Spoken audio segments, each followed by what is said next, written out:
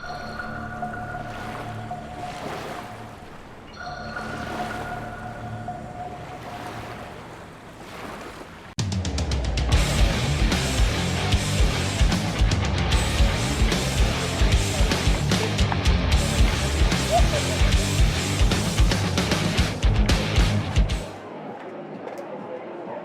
repeat of the U.S. National Championship game, a new rivalry, Sockeye versus Revolver here in Lecco, Italy, the 2014 World Ultimate Club Championships on Sky Magazine. I'm Brian Jones with Liam Rosen, and we have ourselves a dandy of an open final, the last game of the tournament. San Francisco Revolver faces off against Seattle Sockeye, and they've had two very different roles throughout the tournament. Revolver surviving two tough matches against Clapham, game we got to see the end of, Liam, and also against Johnny Bravo, a game we did yesterday in the semifinals. On the other hand, Sockeye has had an easier road, destroying and dismantling Colony from Australia 17-4 in yesterday's semifinal. We're familiar with both of these teams. Revolver has the height, Sockeye has the quickness, and let's take a look at our Sky Magazine keys to the game. Taking a look at Revolver, they're going to look to slow down Sockeye.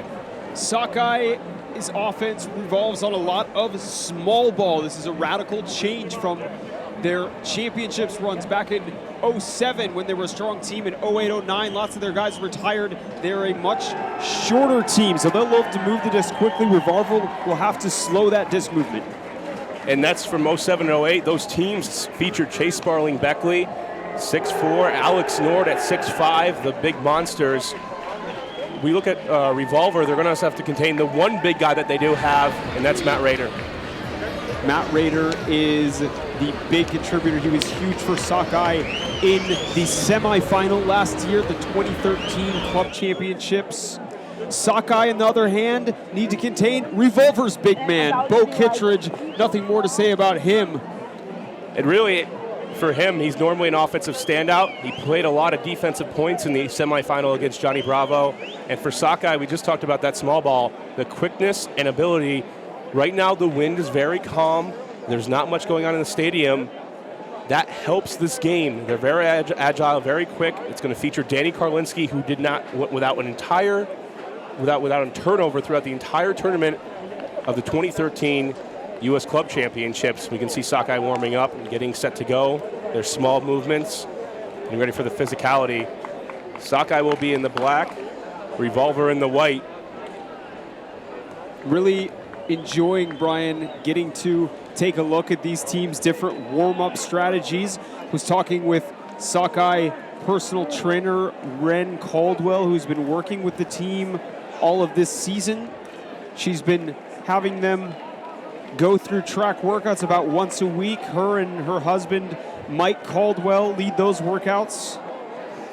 Mike, one of the veterans of Sockeye, he's going to be 38 years old next month, and credits the physical preparation that he's been doing his entire career as a reason for his longevity.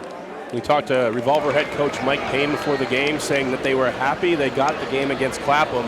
The reason being they were battle tested, and going into that pounder against Johnny Bravo, we're talking to Bo Kittredge, said it was like a heavyweight title fight, repeatedly getting punched in the face throughout the game. Very physical, a lot of defense. And we're almost set to go here in beautiful Lecco, Italy. You can see the mountains in the background and the clouds rolling over. It did rain earlier this morning. The sun is out, the wind is calm, and we're set to go here on Sky Magazine. Cassidy Rasmussen for Revolver giving some last-minute instructions. You see the O-line out for Revolver. They'll be receiving the first point of the game. Schwab, Kittredge, Sanchez, Rasmussen, Cahill, Higgins, Posednar, Simon Higgins, a newcomer on this team. Mike Payne saying that he's fit into the squad like he's been playing with him for 10 years, giving a lot of relief to Bo Kittredge, allowed him to play defensive points in that first half. They were down 8-5 to Johnny Bravo. Kittredge came in and got the huge block of Jimmy Mickle. Simon Higgins has blown up this year after a successful season in the mixed division with the Polar Bears. His first year on Revolver. We're off in the open final. Pole goes out of bounds, and we'll give it to Cahill at the brick. Robbie Cahill, his first year back on this team. Many thought he was done with Ultimate. He went to play in the mixed division last year with Blackbird, but has stepped into what Revolver calls the king role, which is the center handler in their horizontal stack. Cahill gets started finding Kittredge underneath, marked by old-timer Ray Ilian. A little bit of contact, but they keep going fast up the field. Rasmussen looking for the option, trying to trap against the sideline. Koss. Get it off to Kosednar. Rasmussen to Cahill for the first goal of the game. Revolver goes up 1-0. Sockeye tried to trap Rasmussen on the far sideline. Skip Sewell jumping in front of the mark, but to no avail as Revolver slips one in. A little bit of their own small ball because Chris Kosednar coming over from Sockeye, and we see Cassidy Rasmussen, very squirrely, one of those hybrid players that can cut downfield. We saw him score the game-winning point, receiving a outside-in flick huck from Bo Kittredge in the quarterfinals to win 17-16 over Clapham. Be sure to tweet at us throughout this game. I'm Brian Jones here with Liam Rosen. You can find our Twitter handles at @no_look_scuba. And Liam Rosen at @Skyd_Liam Rosen. You can also tweet at the main Skyd magazine account if you'd like a shout out. We're going to be reading the best tweets on the air.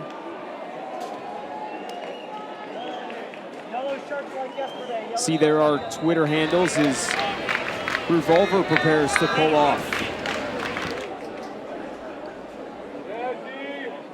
Adversity sharpens Revolver, as Coach Mike Payne said. They were happy to go through those two games where Sockeye, a little bit concerned, head coach Roger Crafts talking about how they had not faced tough competition. They talked about how to handle adversity. Caldwell goes deep for Raider. Raider, sliding catch. That's a preview, Brian, of what you're going to see out of Matt Raider. The big man for Sockeye gets them going. Looked unstoppable last year in the semifinal against Boston Ironside as we take a look at the replay.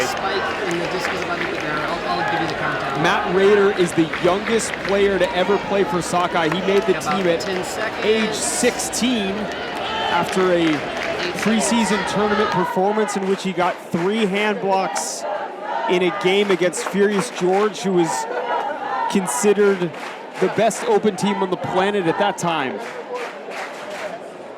Furious, part of that northwest section of dynasties. Furious winning several championships. Sockeye and now Revolver with a sprinkle of jam in the middle back in 2008. We haven't seen too many other non-Northwest champions. Chain in 2009 in the U.S. and then Double Y taking it in 2012.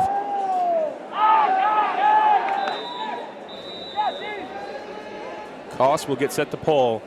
Offensive line back out in the field, and we see Schlockett and Jeffrey join on with Evan Boucher. This is centered to Cahill. Zone. No zone, going to man. Sockeye loves to run switchy defenses. Expect to see that throughout today. Jeffrey back to Cahill. Now to Rasmussen.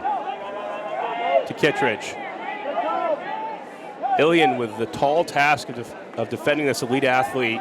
If you look at Bo's raw numbers, he was the fastest man in Alaska, entered the Olympic trials. A lot of people like to ask the question, what if Ultimate was played with elite athletes? Bo is very close, if not there, to being an elite athlete and show you what the sport could look like. Schlockett to Rasmussen. Gastine trying to push Cahill deep. Bo, high release. Jeffrey, a young player here in this Revolver squad, but a veteran after 3 years on the team. To the end zone. Revolver punches it in.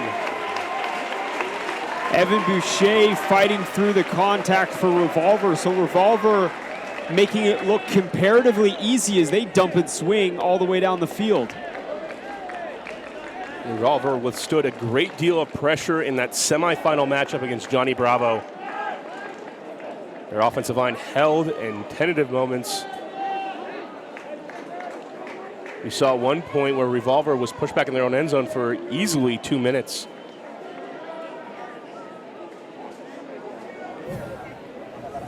Take a look at the replay.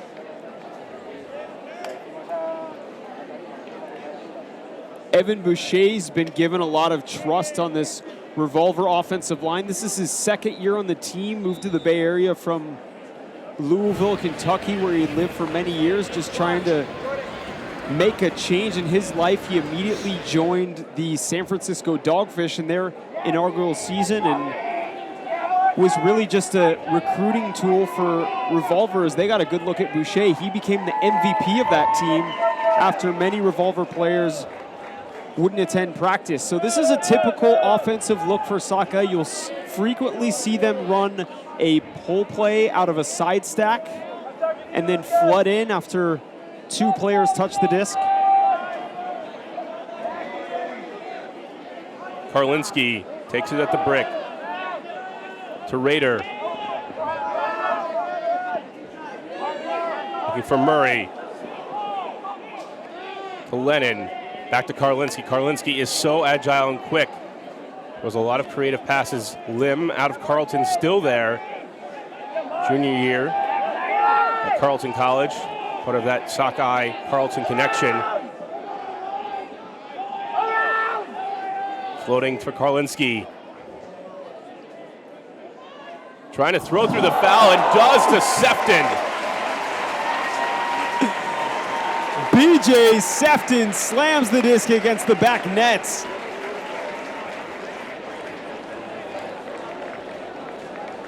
And Sockeye will tie it up at 2.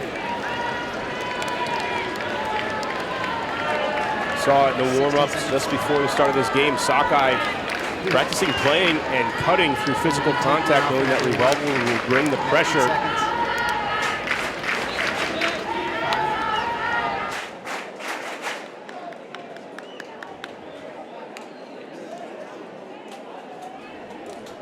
And Revolver's will come back. No turnovers yet.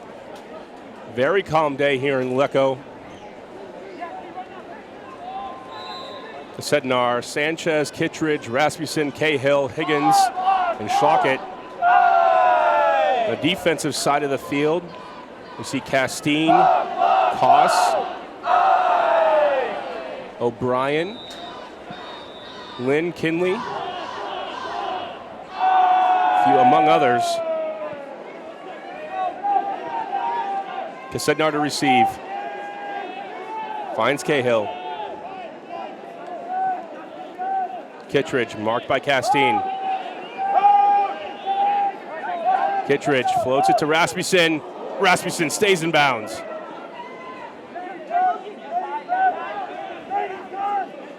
Cahill. Players are slipping around on that turf. It rained in the morning, although it's hard to believe now as the sky is cleared up and things are starting to dry out a bit. But torrential rains right during the start of the Riot Fury game. We've seen this field drain well over the last couple of weeks that we've been here. Higgins. Lots of bumping on the mark from Sockeye. Riley Minershagen, the newcomer to Sockeye, came over from Rhino, will be marking up on Higgins. Cahill flips to Kittredge. Kittredge will come back around the disc, depending on what space he's given. Rasmussen has been with his team for a long time, developed from an offensive fourth cutter to a now one of the mainstays, wearing Ashlyn Joy's number. Ashlyn Joy missing from this tournament as a result of med school. Sanchez. Back to Kittredge. Swing to Higgins. Higgins puts it up. He was fouled on the play. Sednar underneath it. And Cahill comes out of the pack. Robbie Cahill with 2 out of 3 of Revolver's goals. Usually he's the one throwing the assists. Nobody has gotten a turnover or produced one yet. Offenses have stayed perfect. Take a look at the replay. Sednar underneath with Lynn and Cahill. Oftentimes, Brian, it can be much easier coming from a different angle under a hospital pass. Players are pushing off each other, slowing each other down. Cahill does a great job of using the open space to just come back over the top and snag that disc out of the air. So Robbie Cahill, Revolver veteran, back on the team this year after 1 year playing in the mixed division. We'll see new lines out there on the field. Rader with Sefton and Murray. Lim, Karlinski, as well as Ray Ilian. And Ali Lennon. Gilligan, Tim Gilligan, going to set the pole. San Diego State. Tim Gilligan has been Revolver's main puller. This is his second year on the team. Out of San Diego State, he gets a lot of poach blocks, but this is the same offensive play we see again from Sakai. They'll call two names and look for those players to get the disc. So far, it's been Rader and Murray. Karlinski with the big fake. Bayless lays out. Lennon, Karlinski. Very early, but he stayed perfect. Lennon. Sefton. Call on the play. Contact between Murray and Alex Evangelides. Murray out of Washington and Evangelides from Carleton. Two twins on the field, BJ Sefton, Phil Murray, often confused for each other. Murray said when he started the team, he used to draw the best defensive matchups because everyone thought he was actually BJ. Inside break and a quick flip to Ilian for the score. Sockeye ties it. The Weasley brother connection, Phil Murray to BJ Sefton for the Sockeye score.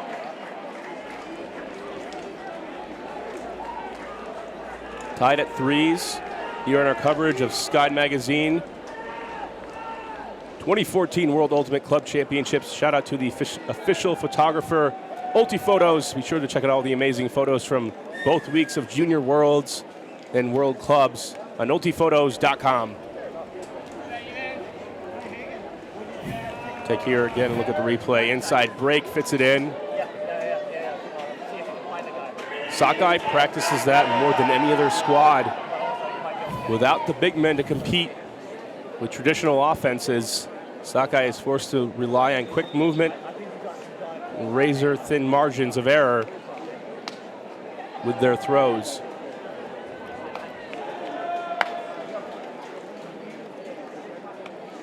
Coming out on the field on defense for Sockeye is Eric Duesberg from the Netherlands. Played in this team several years ago. Played with the Rainmakers this season in the NLU. Sednar, great pull for Sockeye. And a zone turning into a four-man cup, a staple of the Sockeye defense. They'll try to trap both sidelines. Throwing over the top. Boucher.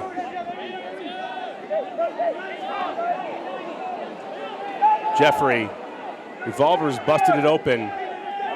Sednar. Rasmussen. Cahill on the sideline. Transition to man-to-man defense by Sockeye. Leading pass for Schlag. Inside break to Kittredge. Revolver, one pass to the end zone, hanging, tipped, no foul. The first turnover of the game, Bo's forehand came out a little too blady, and BJ Sefton able to jump up and get the D on Evan Boucher.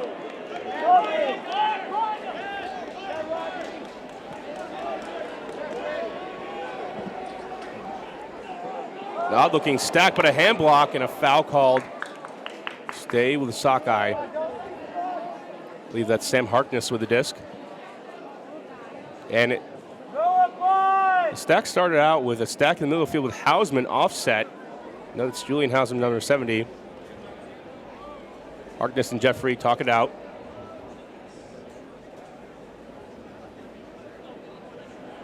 We do have whiff-diff game advisors that we can see. Byron Hicks coming in to rule, and we have Liam Kelly from the UK on the other side of the field in the yellow polos. They can offer consultation on in and out calls and clarification of what the rules are, but cannot offer perspective on any foul calls. Harkness to Koss. Koss calling the foul, coming in on 0. Koss inside break to Rader. Back to Castine. Castine with the back and out to Hausman. Hausman winning a national championship in 2012 with Pittsburgh. Koss putting it deep for Duisburg. Too far. Missed opportunity for the Sockeye defense.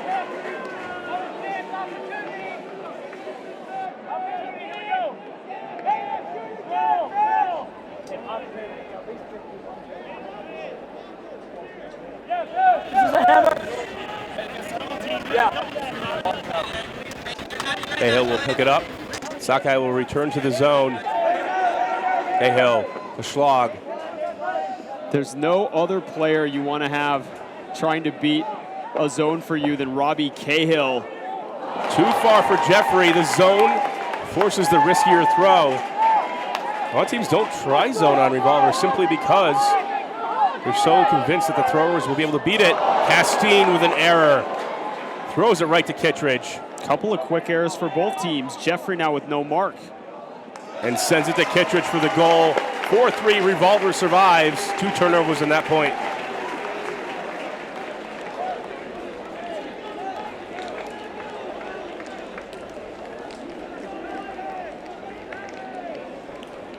At 4-3, we still haven't seen any breaks, but we've seen our first turnovers of the game. Sakai puts out a high-powered line. Rader and Sefton playing defense on those points. So Matt Rader will take a break. It's a big risk to put out those tight lines early on in a game, especially one that can be a slugfest. It is a game to 17 today. We will have hard cap at 100 minutes. You can see our clock on the screen.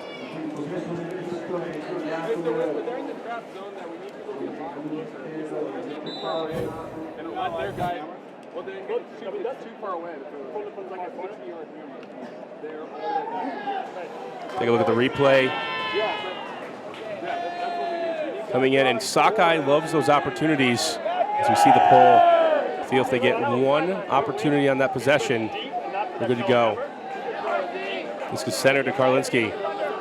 Inside break to Caldwell, and an error we do not expect out of Mike Caldwell. Mike Caldwell, 38 years old, one of these Sockeye veterans. Has been playing Ultimate ever since his college days at Carleton College. Revolver with the chance to break. Kearns, the newcomer from the Polar Bears. Kearns puts it out, and a bid. Clark giving chase, Lennon. Bid by Dahlman, saves it. Cutting Levy. Levy underneath the win. Sliding grab. Dahlman. Continuations available for Revolver. Call on the play. And a pick in the middle of the stack.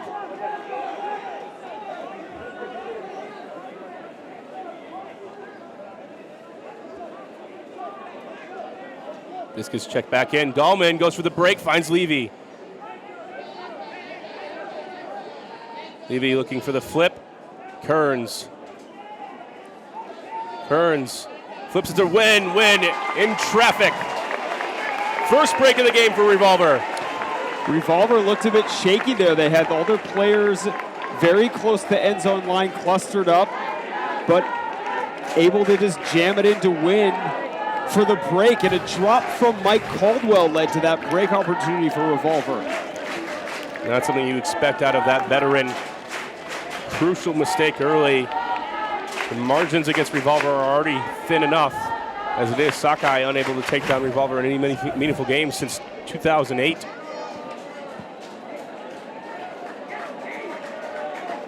The offense will come back out in the field.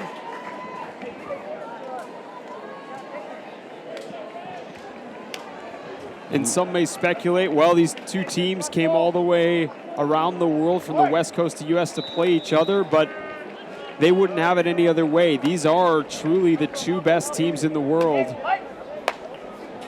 Maybe putting Johnny Bravo up there as well, who Revolver knocked out in the semifinal. Sockeye with an easier route, taking down Colony 17-4. I asked Mike Payne before the game, do you anticipate any problems with having two very close games? They were pushed to Universe Point by Clapham, the outfit out of London, and then Bravo coming within two. He said, no, adversity drives us, sharpens us to become a better team. Murray to Rader, back to Karlinski. Classic Sockeye small ball you see as they move the disc lightning quick. Karlinski with the around, gets fouled, doesn't care. Inside break, floating for Rader. Can he keep it in? Rader with the greatest attempt to Ilian! Matt Rader! Sockeye with the world's greatest to put their 4th point on the board. The crowd is loving it. A very pro Sockeye crowd here today. Let's take a look on replay. Matt Rader goes up. Looks like that foot may have been down. No call on the field. It's going to count. Sometimes the allure of a greatest is so much that players won't even look to call that. It's always a difficult call to make. Where is the release of the throw before coming down? You did have the game advisors who can offer perspective on in and out calls. Revolver not challenging the play.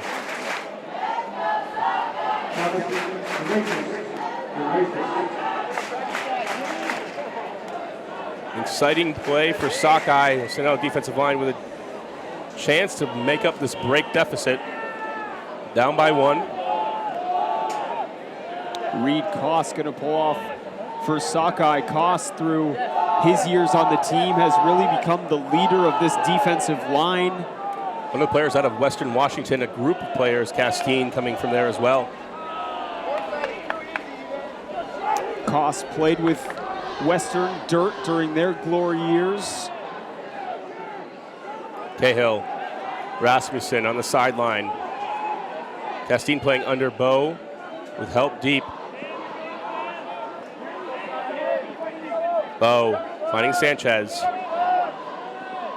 And tipped by Castine. Foul will be called. Castine with the awareness to come from right behind Marcelo Sanchez. Knocked the disc out of his hand.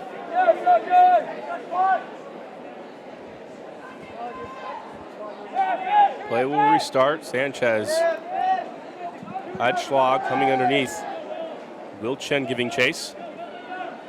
Chen slips to Schlag. Fakes hammer. Finds a wide open Rasmussen. Revolver still up 6-4. Sockeye was poaching off a lot, especially Nate Castine was leaving Bo open. It almost paid off with a block, but Sockeye is happy if they can just get one good attempt at a block each game. This Revolver offensive line is so experienced, so potent. Coach Mike Payne says his policy, and it has been since the game has started, has been not to interfere with the offensive line unless they ask. There's about 10 or 11 players that call themselves on. The only line that Coach Mike Payne calls is the defensive line. We asked yesterday, too, was it his idea to put Bo Kittredge in the game defensively? He thought about it for a second and laughed, saying, well, I call the defensive line, so of course it was. They critical block by Bo. They were down 8-5 to Johnny Bravo. Revolver offense able to bring it within 2, and then the old Mama Bird versus the new Mama Bird. Kittredge went up against Mickle Deep. See that coverage on our VODs, skymagazine.com. Payne credited the arrival of Simon Higgins, the first-year player on Revolver that has integrated into this offensive line and allowed Bo to play more defensive points, especially on Mickle in the semifinal. Side stack for Sockeye. Karlinski to Lennon. To Karlinski.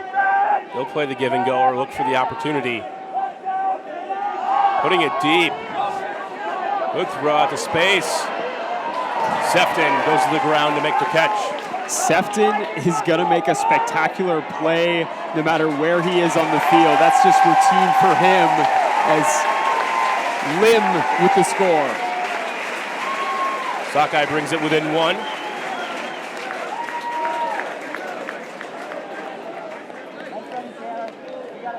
BJ Sefton, a stringy player, always laying out, using his length to get blocks and make big plays. On the other hand, I was talking to Ren Caldwell, Sockey's physical trainer, personal trainer before the game. She said Joe has been coming in for sessions before the start of the season, focusing on improving his form and strength. Not something that Sockeye had focused on too much in past years, but she said it's really helped, especially on the injury side of things. A couple players out for Sockeye with injuries. A couple of their rookies, John Reynolds and Seth Kotzman, are not playing today, not suited up. Revolver, on the other hand, Devin Anderson with an ACL tear before the tournament, hasn't played at all at Worlds. Pole will go out of bounds. Sockeye down an early break. They went with a risky strategy of tightening up some lines, trying to put Raider on. They got 2 turnovers with the use of their zone. Cahill instead will take it to the brick. The King, Robbie Cahill, longtime Revolver veteran out of Stanford University, returns to the team this year.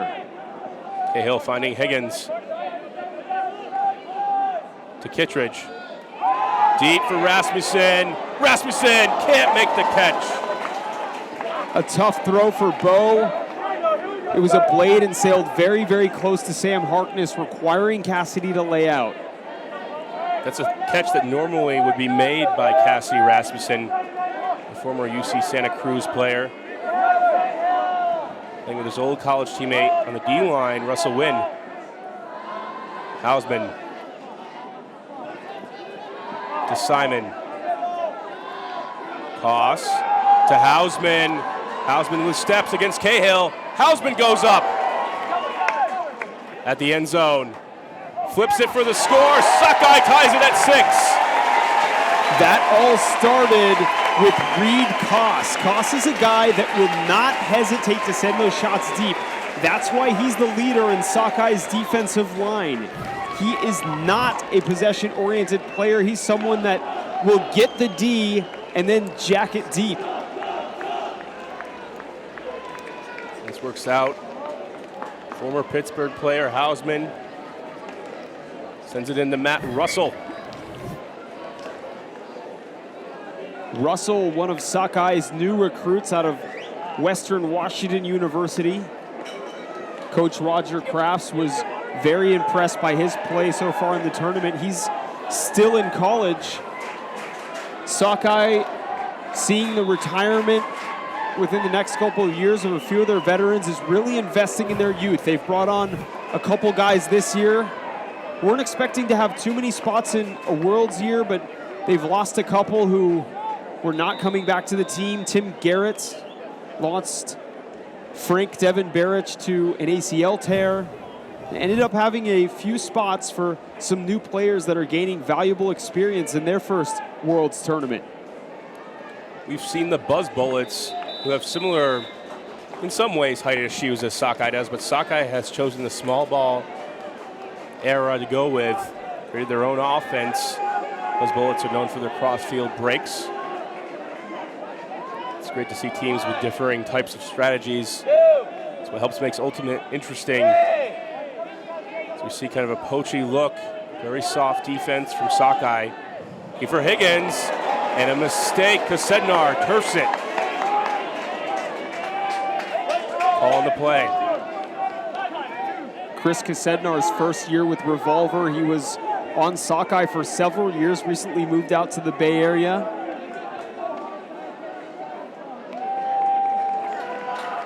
Timeout called by Sockeye. They'll take this opportunity to think about it, try to get this break, and take their first lead of the game. This is Sky Magazine's coverage of the 2014 World Ultimate Club Championships. Oh, yeah.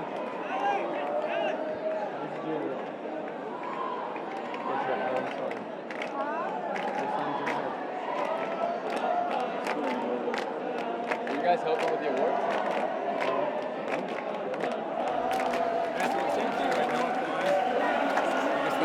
Nothing on field right here, boys. Let's go. Let's go. Do it ourselves. 1, 2, 3,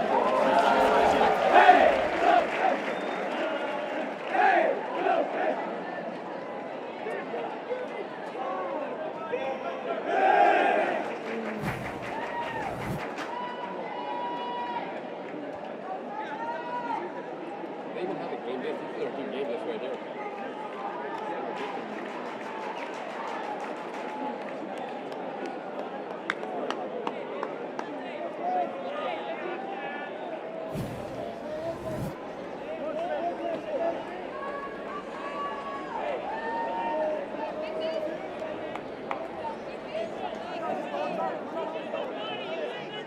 Play restarts out of timeout. Castine sends it over, but a call on the play. Castine found Simon and arguing with Shog, the Revolver captains. Nick Castine, known for his fiery temperament. Castine not actually in Seattle anymore. He's moved out to Washington, D.C., played in the MLU with the D.C. Current this year, but is commuting and living in Sockeye, or living in Seattle for this summer to do an internship. Castine with a quick flip to Chen, and a call again in the stack.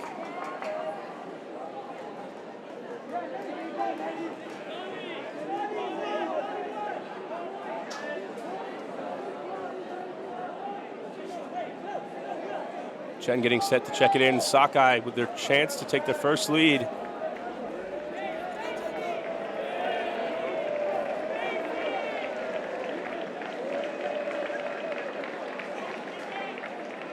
Chen. It's back for Simon. Simon turfs it to Castine. Careless turnover from Adam Simon. Cahill. Fakes hammer. Finds Boucher underneath. Skip Sewell is going absolutely insane on the mark. Looking deep for Kittredge. Kittredge runs it down. And after all that, with Sakai an opportunity to send it in the end zone, Revolver still holds 7-6.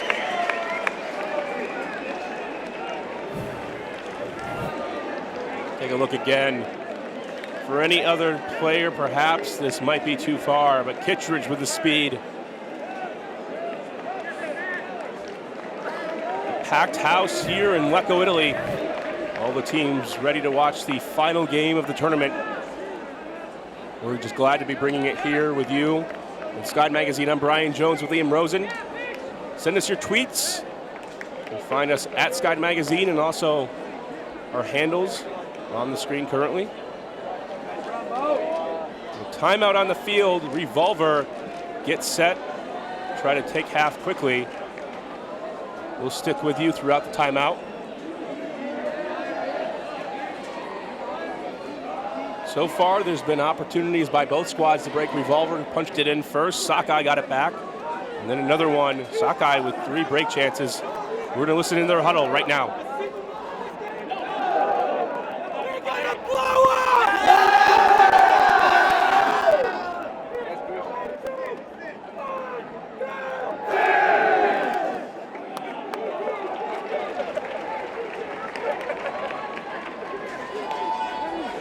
Sakai getting re-energized. Offensive line to take the field. And we'll see Justin Lim, a lot of confidence in the young man out of Carleton. Danny Karlinski, Matt Rader, Ray Ilian, Sefton, Murray. And defensive line getting set for Revolver. Dahlman, Wynn, Evangelides, Bayless, Kittredge, staying on Gilligan, and Sam Canner.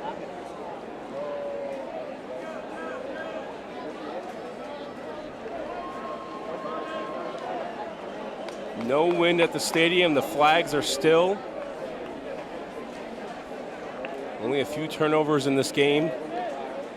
And 2 breaks on serve.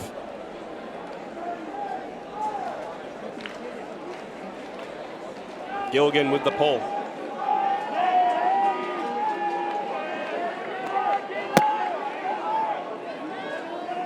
To Karlinski. Poaching off the side stack. Karlinski gets it to Lennon. Now to Sefton. Rader fakes a hammer. No, goes for it to Lim. Hanging. And Lim can't make the catch. Mistake from Matt Rader. The decision to put the hammer floated far too high for Lim to be able to make a decent play. Very risky hammer attempt. Does not work in Sakai's favor. Rader has marked up against Kittredge before and will have to do so here on this defensive point. Dahlman to win. Finding Canner.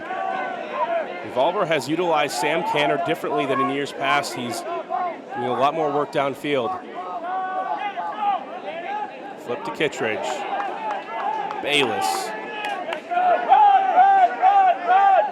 Back to Kittredge. Kittredge in the handling spot. To Bayless. Kittredge. He's one of the rule breakers here on this Revolver team. Kittredge still in bounds. And call on the play to the travel potentially or a pick. Bo, over the last couple of years, has had a shift in roles as he gains more experience. They're content to let him handle. Just he gets so much respect being backed, not being allowed to cut deep. They said, hell, we'll put him back in the handler spot. Win to Canner. Canner, the around, his college teammate, Alex Evangelides. Win. Revolver with a long opportunity to break. And a poach D by Danny Karlinski. That's where Sockeye switching defense pays off. When you can get off the poach long enough to actually get the opportunity for a catch D. Karlinski to Murray. Murray sends it deep to Sefton, the twin. Sefton and Canner Evangelides will run it down. Sockeye is squandering their break opportunities. If you want to win the final, you have to convert on your breaks. Even here, they're just trying to hold on their offense. Revolver with another opportunity in the end zone. Kittredge. Surveys back to Dahlman. To Win. And Murray comes through late. Win puts it deep for Kittredge. And even too far for the big man. A long point, tired bodies, but the crowd pro Sockeye. And Revolver even loving it. Pumping each other up. It's a great opportunity to be a part of this. This is why you come to Worlds, to play games like this with thousands of screaming fans from all over the world. Thanks for the shout outs, Jeffrey Snyder and Evan Lepler. Evan Lepler giving a shout out to Fulcrum Pro. Luke Johnson helping us with the slow motion camera in the huddles. Sockeye will take a timeout, trying to talk this one over. 7-6 Revolver leads here in the first half action at the 2014 World Ultimate Club Championships.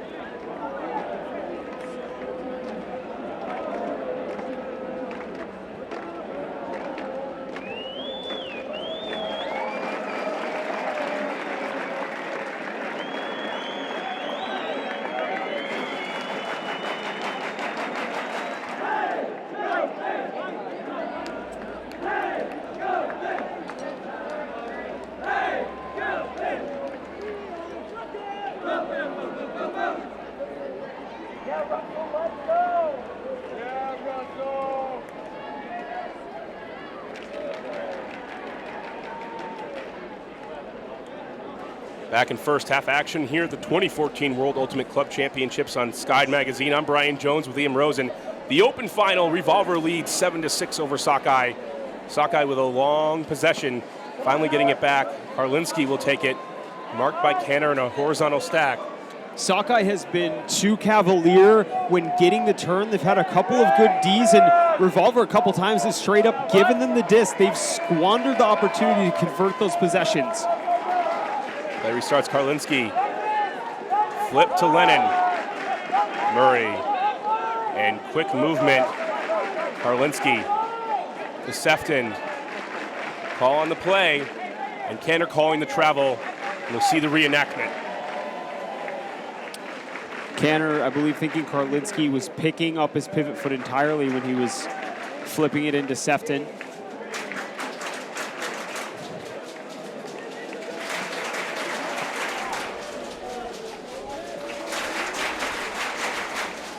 And it looks like we'll go back to Karlinski, as normally the case in a travel call. Crowd starting to get into it.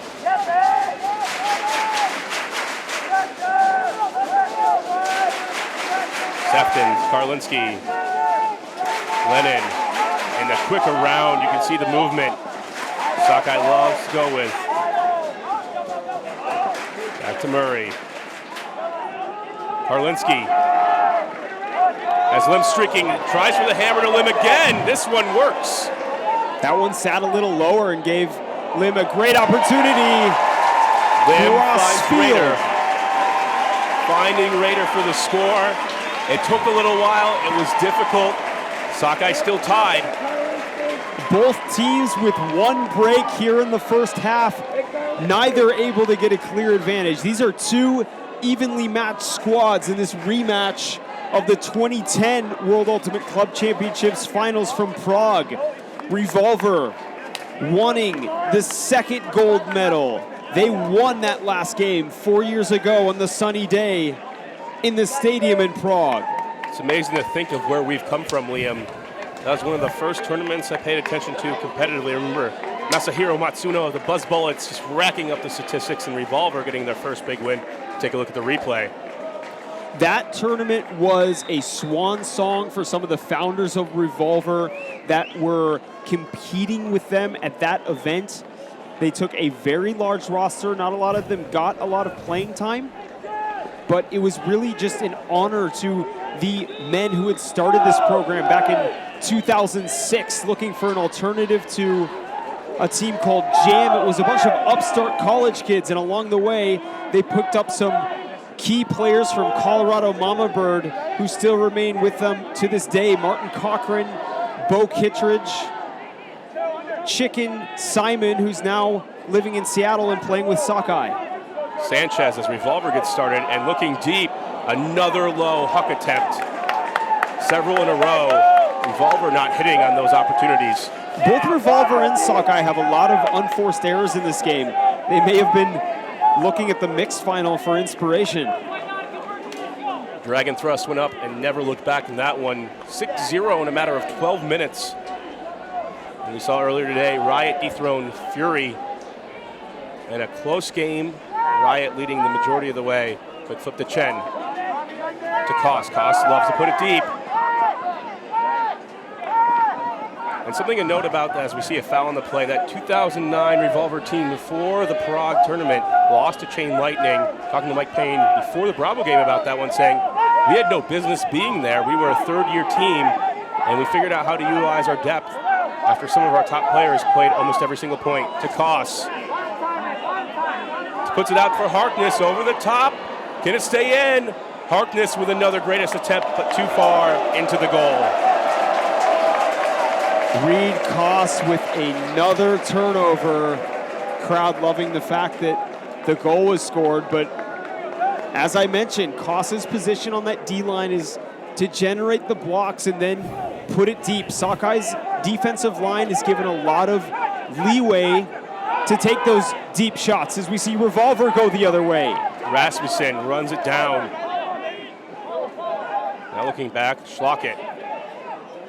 Sockeye scrambles to get back, Sanchez. For Rasmussen, the break. Jeffrey. Jeffrey has Cahill. Goes the long route. Back to Jeffrey. Reed Koss comes through, but Schlockett hangs on. To Cahill. Hammer, back of the end zone. Rasmussen watches it come in. Sockeye was poaching off the back of the stack, daring Cahill to throw that hammer.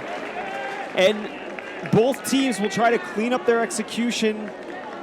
Later on in this game, there have been decisions and execution errors on both sides. Whichever one will manage to be perfect will come away with the win in the ensuing gold medal. Last year, the game in the National Championship of Club in the U.S. was certainly not perfect. A lot of wind. Both teams relying on big plays by Matt Rader and Bo Kittredge. Revolver getting it done defensively. Sockeye had opportunities in that game. I believe took a very early lead before faltering. The Revolver took control. 8-7 with a chance to break for half. Kittredge will stay on the field with Rasmussen. Two key players. And once Ashland Joy returns, he will also be on the D-line as Cahill has taken over the king position. Ashland Joy was a familiar face to many on Revolver out of UC Davis. Has been accepted to med school in San Francisco, so he will be staying on and playing with Revolver, but his first 2 weeks of medical school happened to be during the World's Tournament, so he had to bow out. Luckily, Robbie Cahill, as you mentioned, was there to step in and fill some big shoes from Joy. Canner with the pull. Critical possession for Sockeye. We see Mario O'Brien join the offensive line. Caldwell back in the field after his early drop. Caldwell, that one's safe and secure. Call on the field.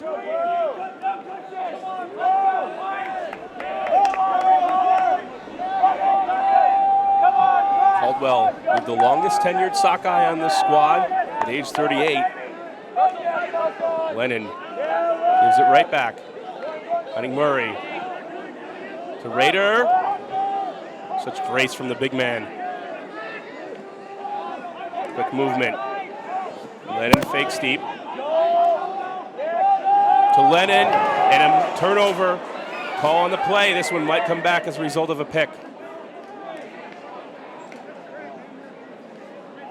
This is a whiff-diff rule.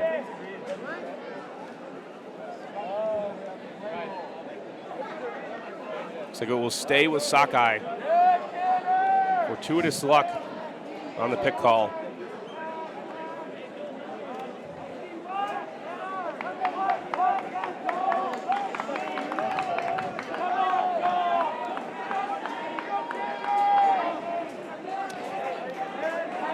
All smiles from both Sockeye and Revolver as play restarts. Lennon finding Murray. Murray inside. Sefton calls the foul. Wynn and Sefton will argue a bit. I'm not sure about this foul call. Russell Wynn was actually surprisingly still. Oftentimes the foul will always be on the defense, but Wynn had a very set defensive position. Depends where he was. It's tough to tell. It's everything with a bang-bang play. Back in action. Flip to Karlinski. Rader wants to go for the hammer again. This one is far, and for Sefton, it's true. 8-8. Joe Sefton over the right shoulder. Matt Rader, no problem. Not going to shy away from that hammer after his early turnover. That Rader is a shooter, and I believe shooters got to shoot.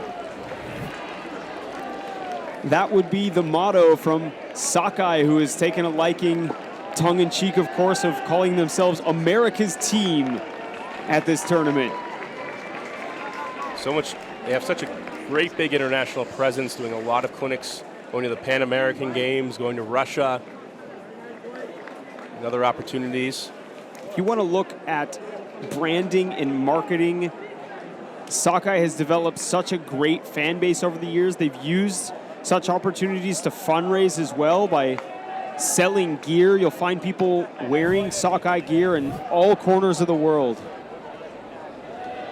Looks like a timeout called on the field. Sakai will come in for this all-pivotal possession. Half will be at 9, game to 17. And we're halfway through the game, 50 minutes in, cap at 100, +2 the score. As we can see, the stands doing a little bit of yoga. I believe it's the pre-half yoga stretch. I like that, the 7th inning stretch of Ultimate.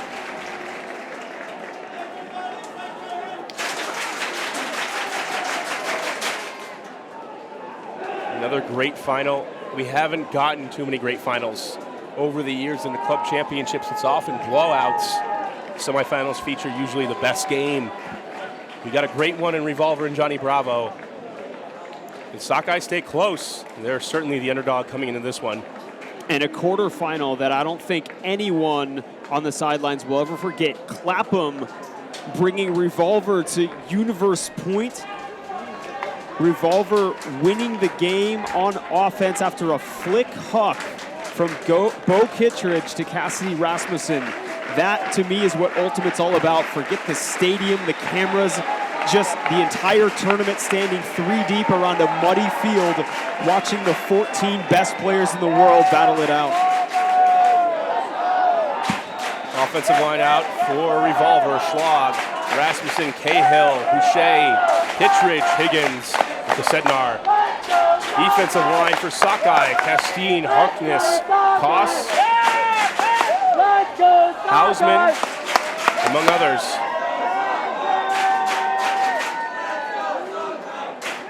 Dish to Cahill, vertical stack.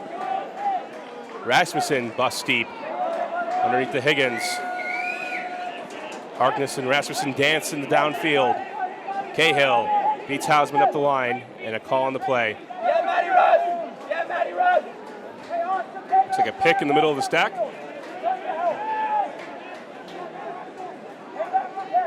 Play resumes. Cahill. Call on the play. Another pick in the stack. Cahill, formerly of Stanford. Hammer and confusion. Looks like this one is going back. A violation potentially on the restart.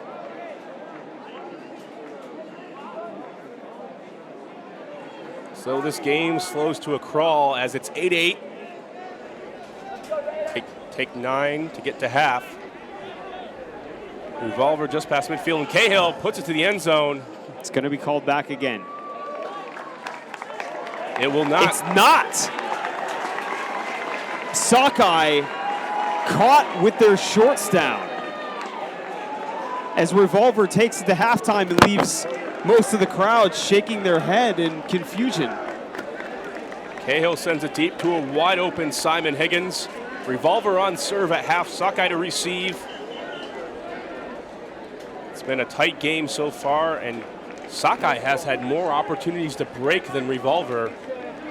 At this point in the game, barely, but Revolver still with the 1-point advantage here in Lecco, Italy.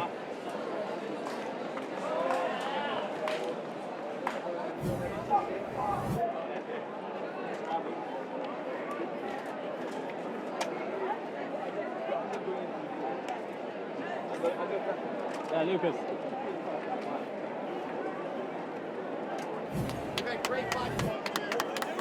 We'll take a look here at the Revolver huddle as they get ready for half. We'll be back with second half action in a bit.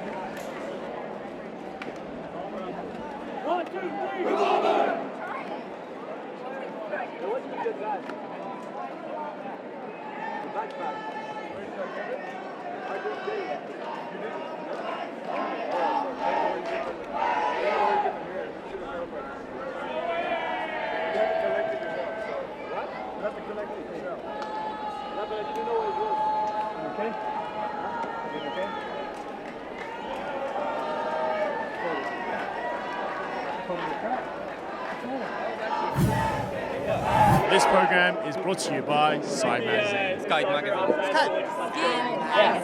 Sky Magazine! Sky Magazine! Sky Magazine! Sky Magazine! Sky D Magazine.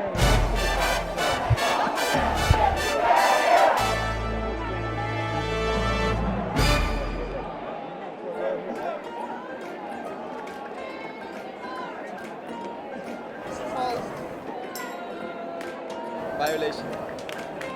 Go! Bravo! Timeout.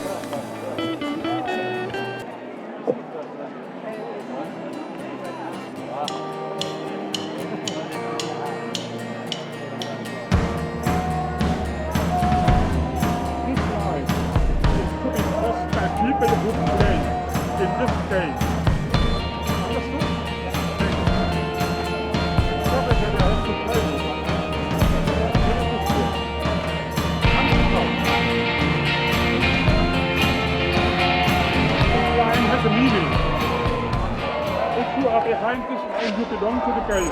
Okay? Good. Hello and welcome to episode 1 of Ultimate Globetrotter. We're here on Boracay Island in the Philippines, home of the Beach Ultimate Kings of Asia, the fierce and speedy Boracay Dragons.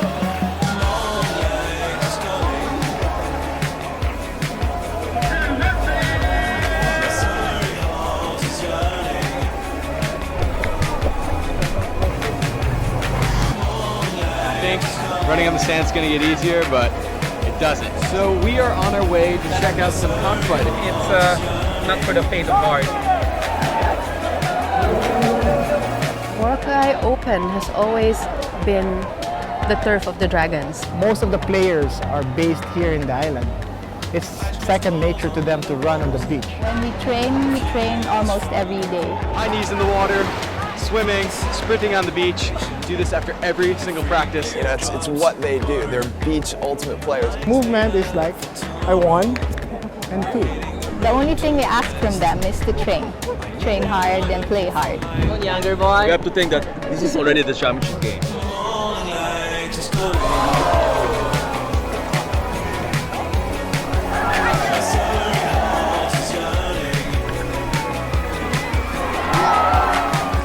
You have to aggressively send their kite back to 12, pull the bar.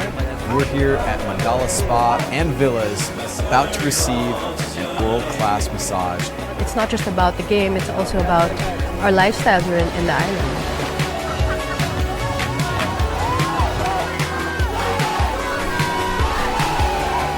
Dragons are the beach kings of Asia and maybe the world soon.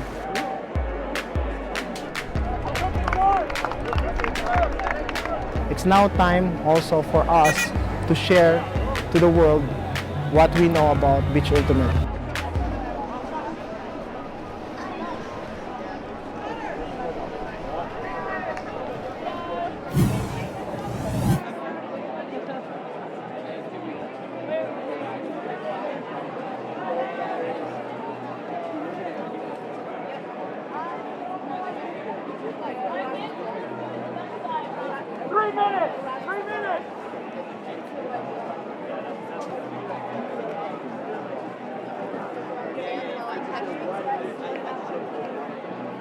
find him. It should be easy, like finding Kirby.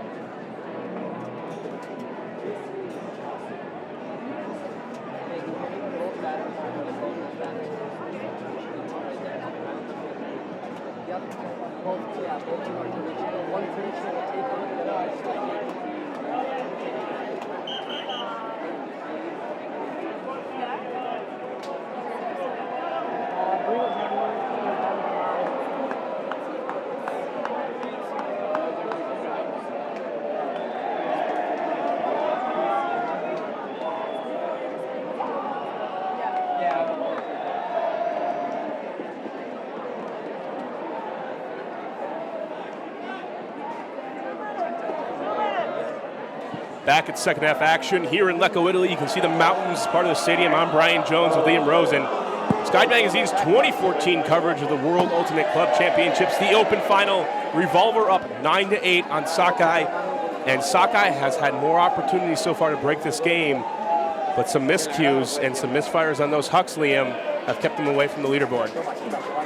There have been a lot of offensive mistakes from both teams. Not too many breaks, but a lot of points with multiple possessions, which is not something we expected from both of these elite squads. I think the defense giving both of them some trouble. Crowd playing with a inflatable ball to keep them entertained during half. We'll get back to the game shortly. On serve, Sockeye to receive. They get set.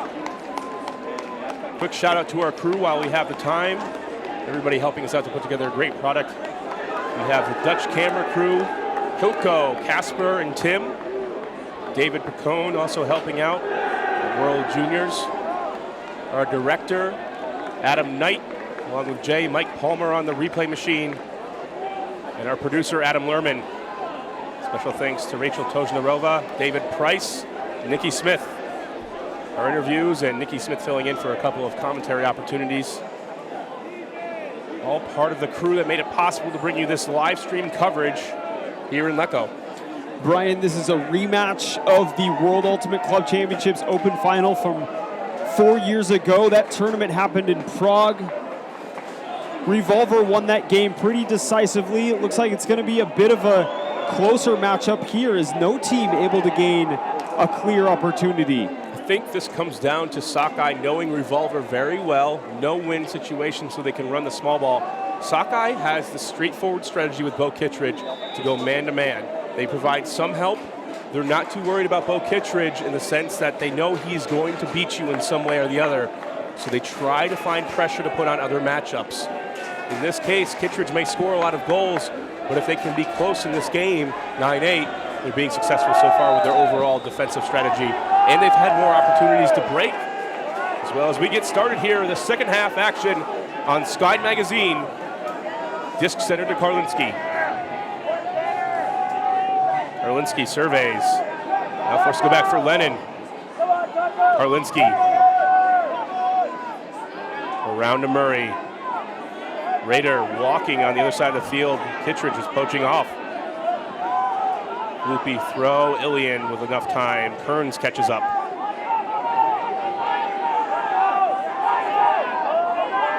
To Lennon. And a D by Revolver. Zach Travis comes up big on Joe Sefton, shaking his head. Revolver with a chance to break. Kittredge out on the defensive line and a call on the play.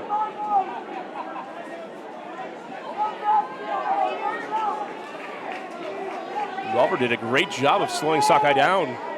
The usual small ball movement, very quick, hard to defend. Canner.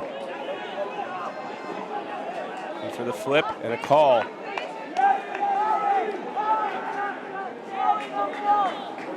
Canner and Karlinski exchanging some words.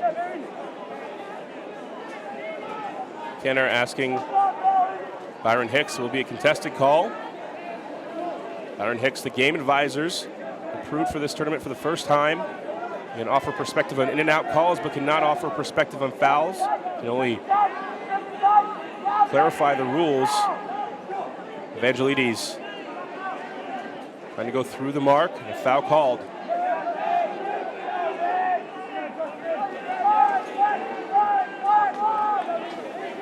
Back to Kittredge, who's been in this handler role on this defensive line. Puts it out. Kearns runs it down. Murray was giving chase to Kittredge. Out to space. Kittredge runs it down! Karlinski was in the right position as well and probably would have gotten up for a poach block if it went to anyone else other than Bo Kittredge. I thought for sure Karlinski had the inside track, but the freight train of Bo Kittredge at 6'4" coming through. Great read on the play. Karlinski, another one of the players that have played on both squads. A lot of people don't know this. Karlinski used to play for Revolver during the early years of the program. He went to college out in the Bay Area at UC Santa Cruz. Karlinski has stayed true to those Santa Cruz roots. We take a look at the D. Karlinski running Labor Day year after year in Santa Cruz.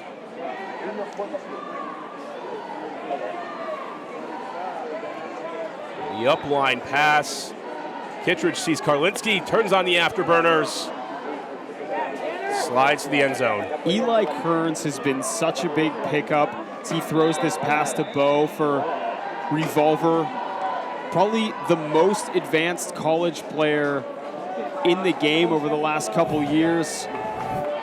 Coming out of Alameda Middle School and High School program, college at UC Davis. He's been primed to play Revolver for a while.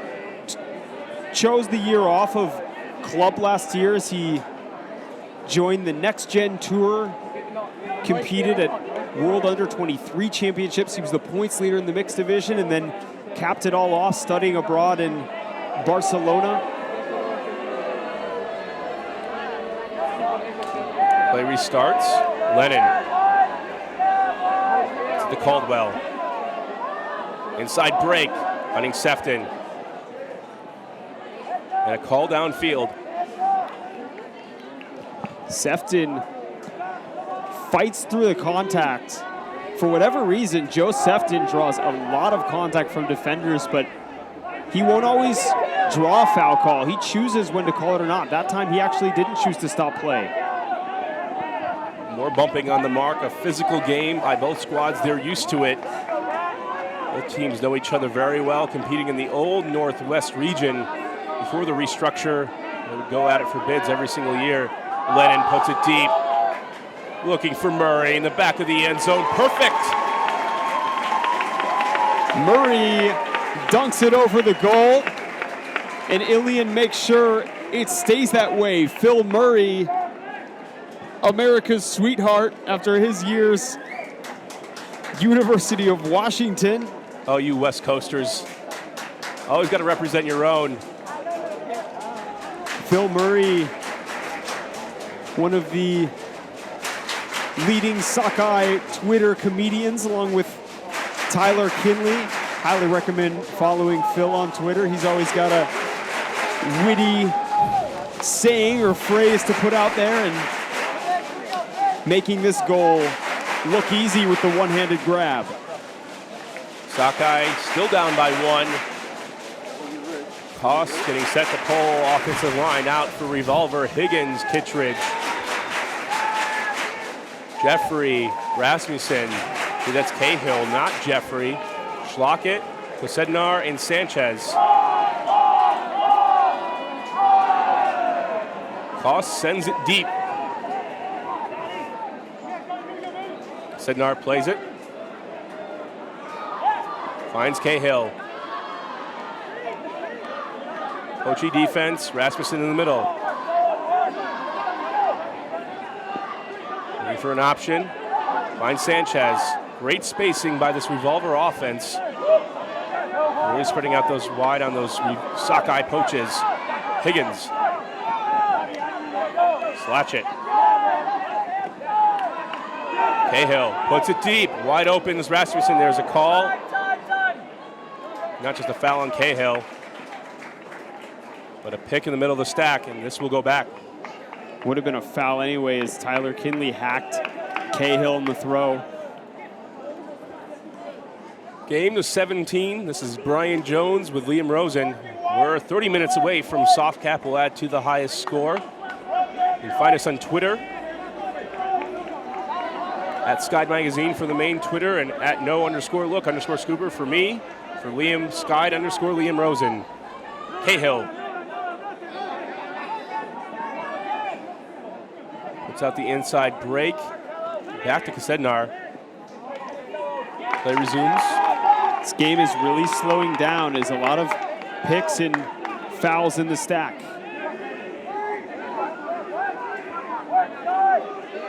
Sednar. Rasmussen. Stumbling is Castine, out to Kittredge. Castine goes up and Kittredge holds it in the air for the goal. And if all else fails, just jack the disc to Bo Kittredge. That's been Revolver's mantra ever since Bo joined the team. Take a look again. Slow motion, Rasmussen. Doesn't need to be perfect. He didn't see Castine in this clip stumble, but just enough.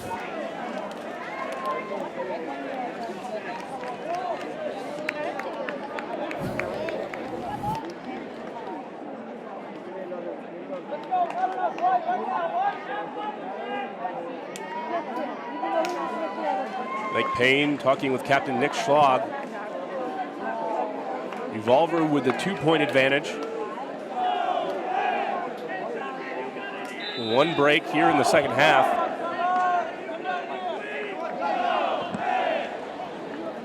Offense for Sakai sputtered right of way. Really, it's been the defense has had the opportunities and been unable to convert. Karlinski. Letting O'Brien. Caldwell. Murray. O'Brien. Through the middle of the limb. Out in front to Karlinski. Canner lays out. Karlinski with the goal.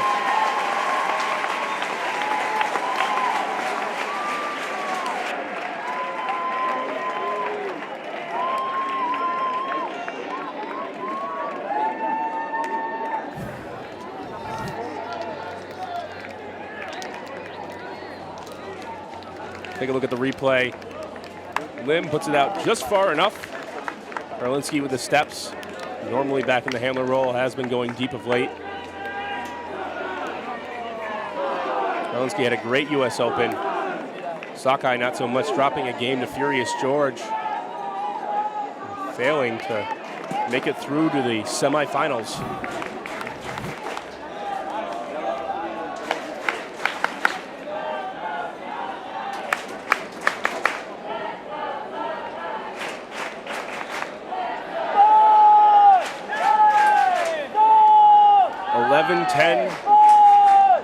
Revolver up the break. Sockeye must get it back. Still plenty of time left here in our coverage on Sky Magazine. Shout out to 5 Ultimate for supplying all of our swag this week. Our nice navy blue jerseys and hats. Always great to have the partner in Seattle.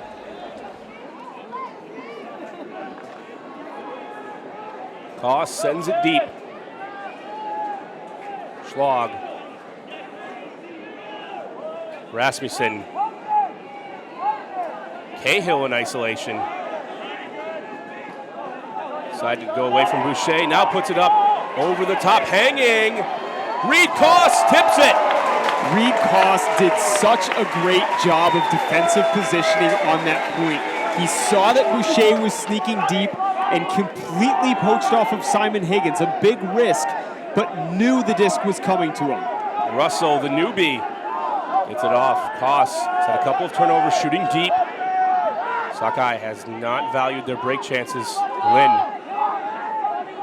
Call in the middle of the stack. Russell, one of those newcomers onto the Sockeye squad.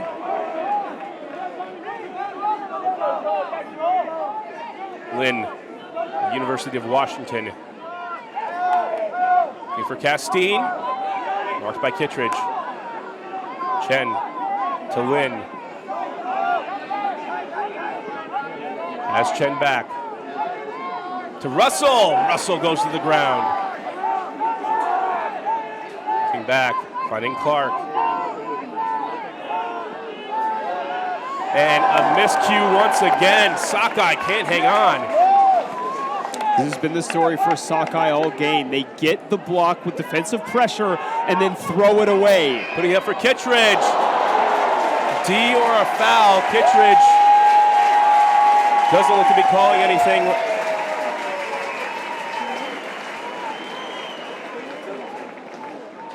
It will be a call. Castine getting some contact over the top. And it will be Kittredge's disc on the goal line. Uncontested.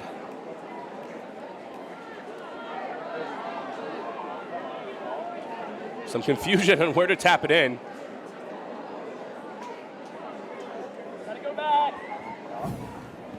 Disc is tapped in and everybody can move. Castine with the attempt as we saw in the replay. Kittredge sneaks it in. Schlockett. Revolver holds 12-10. Joel Schlockett was fantastic in the Bravo game. He is a player that almost never gets talked about in Revolver. He's one of those hidden contributors that is just incredibly consistent, doesn't turn over, just goes out there and does his job. Sakai has certainly had the opportunities to take the lead and tie this game, but not been great on the resets. Adam Simon missing a backhand chance earlier. Donnie Clark. So we take a look at the read cost D. Donnie Clark is still fairly new to Ultimate. A lot of people forget that after seeing him just destroying defenses in the MLU with the Seattle Rainmakers, but he was a former track star out of the University of Washington, played for a couple years in the mixed division before Sakai looked at his athleticism and said, "We want you." He's the fastest player on the team, usually coming in first in the track workouts. Still needs to gain, though, a little bit of that field sense and awareness, and that'll come as he gains more experience. 12-10 Revolver leads. Sockeye back on offense. Karlinski. Karlinski has Lim striking deep and a hand block, but a foul coming back, no contest.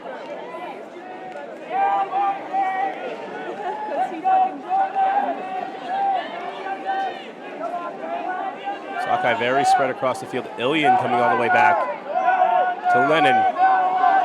Murray, Karlinski. Karlinski puts it deep for Lim and Raider. Raider will take this one.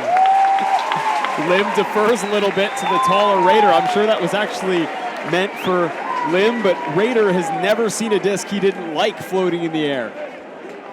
Matt Raider, the track star himself. One of the main wrecking crew of the Seattle Sockeye squad.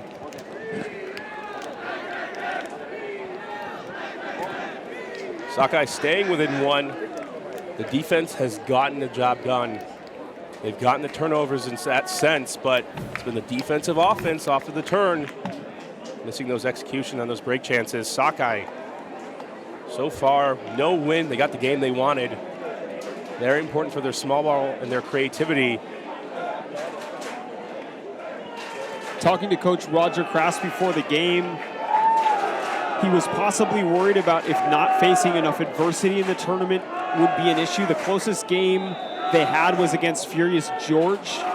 Won that game just by a couple of points. It was a gritty one, but Revolver has been sharpened by adversity all tournament. They learned so much from that game against London's Clapham in the quarterfinals, and again against Johnny Bravo, a team that could just as easily have made it into this final game, Brian.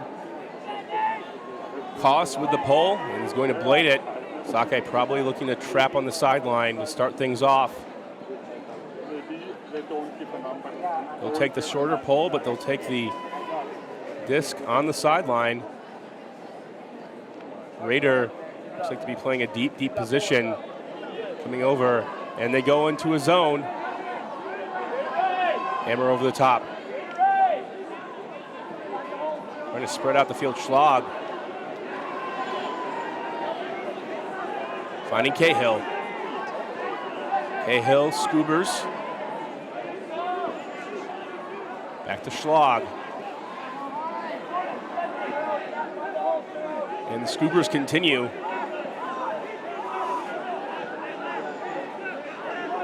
Sednar.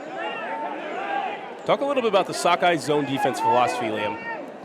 Sakai wants to force Revolver into the side of the field. That's where they're going to get the turnover. A lot of people mistakenly think that zone defense is about making the other team throw a lot of passes. An elite team like Revolver can throw 1,000 passes and not force a turnover. Sakai wants to force them to the side of the field where they can just trap on the mark and get them into precarious position. Trying to do that, but they find Jeffrey. Rasmussen to Jeffrey. Revolver navigates the zone, takes their time, 13-11. On some point, Brian, I don't know if I agree with the zone look there. Sakai was generating turnovers off of their switching man defense. It doesn't hurt, though, to vary the defense up a bit, try to throw Revolver off their game. Time is beginning to run out. 18 minutes to soft cap. We'll add 2 to the highest score. Likely we'll get to 17 today. Sockeye does not have much more room for error. Still down 1 break. They will need 2 to win it. Revolver with a defensive opportunity of their own. Kittredge staying on the field. We've talked about it before. Let's take a look at the replay. See almost a double team. Some Sockeye players with MLU and AUDL influence. I've been noticing the double team come a lot more into prominence. I absolutely believe it is because of the players that have played semi-pro, just because that's used so often off of stop discs and things like that. Players seem to be a lot cooler with running double teams. Sockeye on the sideline trying to get the fans back in the game. They were chanting for the fish earlier. Defensive line out. Kittredge on the field, and the reason for that is the trust they place in Simon Higgins. On the offensive line, Kittredge hanging out in the deep space. Caldwell. The veteran to Karlinski, now to Lennon. Sefton is just getting a massive poach. Bo hanging out deep, not guarding any single player. Lennon. They call Bo the rule breaker. Karlinski. Flips it. Sefton with the score. Sockeye responds. As we get down to the wire, Sockeye has still never been able to convert that key break. I suspect when it comes, if it comes, that will give them a lot of momentum. Kittredge will stay on for the next offensive point. Higgins, Sanchez, Schlockett, Rasmussen, Cahill, and Kosednar joining them. They got 15 minutes left. And we'll see Skip Sewell come on the field, the longtime fish, originally from Texas. This may be Skip's last year. People have speculated that he will retire every single year. He suffered from hamstring issues over the years, worked with a physical therapist to try to sort that out, but knowing Skip, I don't think he could resist another shot at a world championship with Sockeye. He's one of the only remaining players from their championship wins in the mid-2000s in 2004 and 2007. Pull from Sockeye. Schlockett will field it and center to Cahill. Sewell hopping around. Kittredge. Over the top to Higgins. Breaking out the toolbox of throws. Rasmussen. Schlockett. Physical mark from Castine. Cahill. Low in isolation. And a foul called of some sort, or a stoppage, perhaps a pick. Brian, we talked a bit earlier about defensive adjustment. How about offensive adjustment? Both teams after halftime have been a lot cleaner, not so many offensive miscues. It's Rasmussen.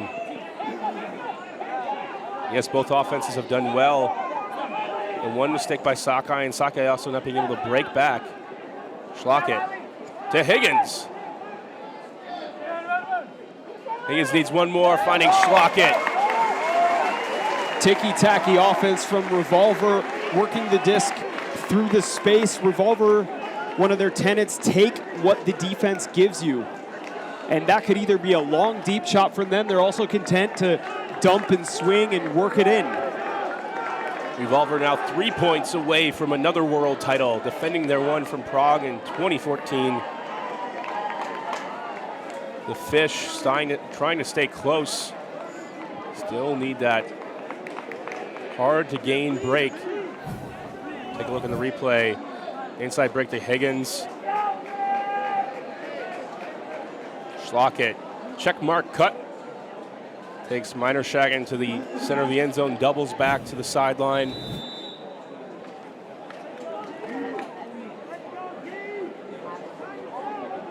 Joel Schlockett out of UC Berkeley, a veteran player, his 7th year with Revolver. You take a look at Castine giving instructions, the longtime Fish. He also joined, I believe, at 18 years old, playing in the Worlds in Vancouver in 2008, where Team USA, which was mostly comprised of Sockeye players, lost to Team Canada. Karlinski to Lim. The confidence they place in this young man, you could see, junior out of Carleton, I believe going into his senior year.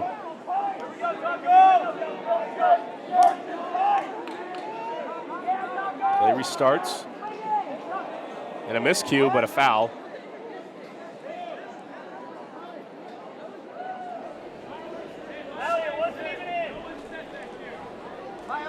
So it was a violation, actually. The stack wasn't even set.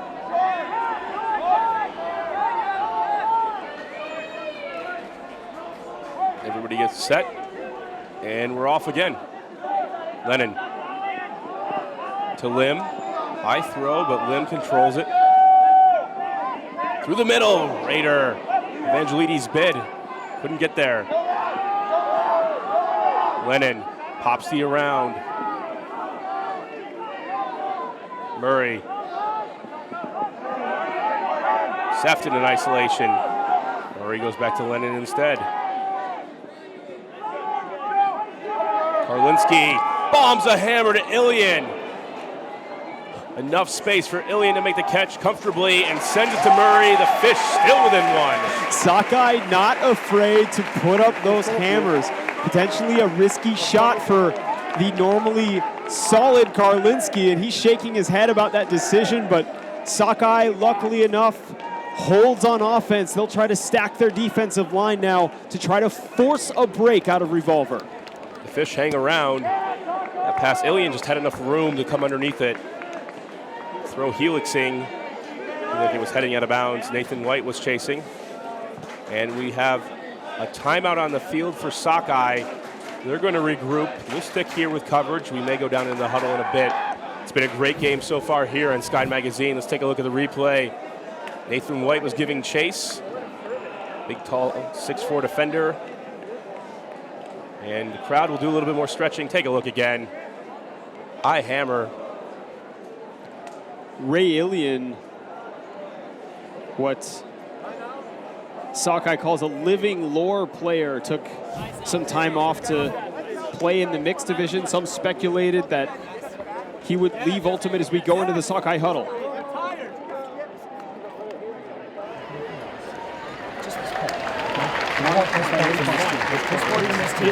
We'll worry about everything else after that. Don't get it back? Yeah. Pour in your energy. Pour in your energy. Come on, come on. We don't have much left. We don't have much left. Come on, pour it into it. Fish on two. 1, 2. We want it. Taking a look at the scenery here in Lecco. Blue skies with a bit of clouds coming over the mountains in the foothills of the Alps. Go an hour north and you're in Switzerland. And the crowd, pro Sockeye cheers. Cap on in 10 minutes. Be unlikely to see this game shortened to game to 17. Crowd getting their money's worth. The medals are being placed out on the sideline.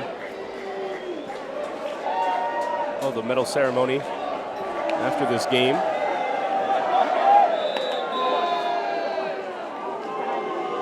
And here comes Sakai on defense.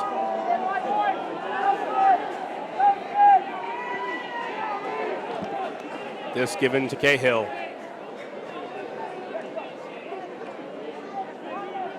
Higgins to Rasmussen. Kittredge in isolation, being bodied by Castine.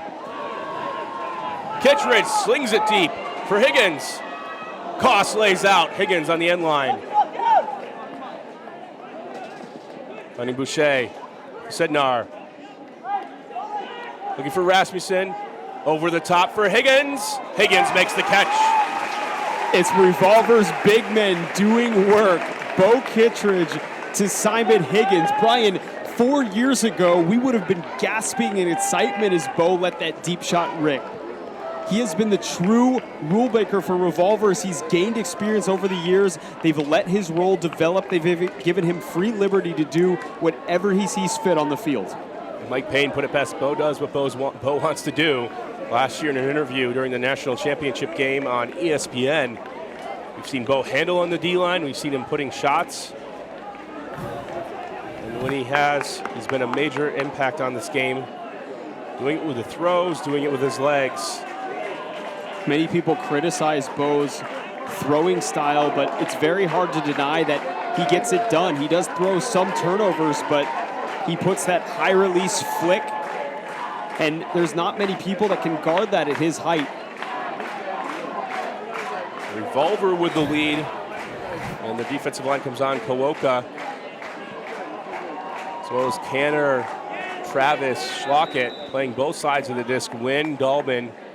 Eli Kearns rounds out the defensive line for Revolver.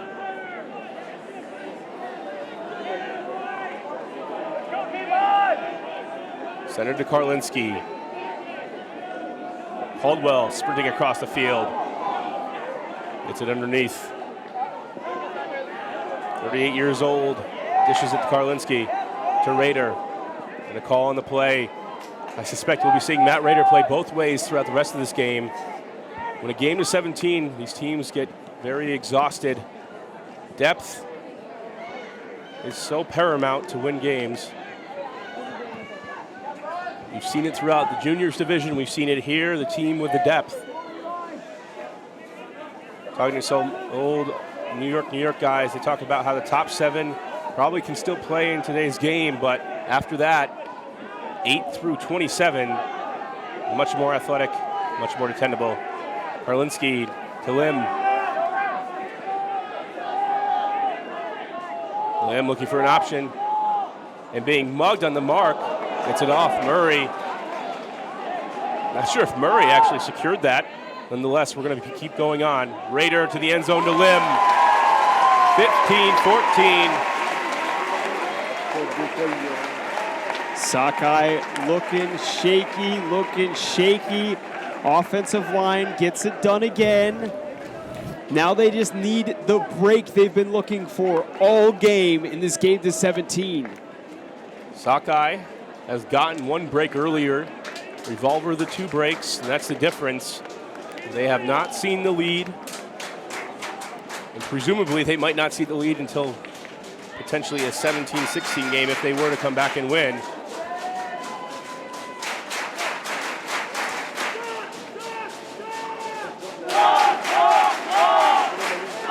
What a week here in Lecco, Italy. The sun has cooperated after canceling the first games on Sunday.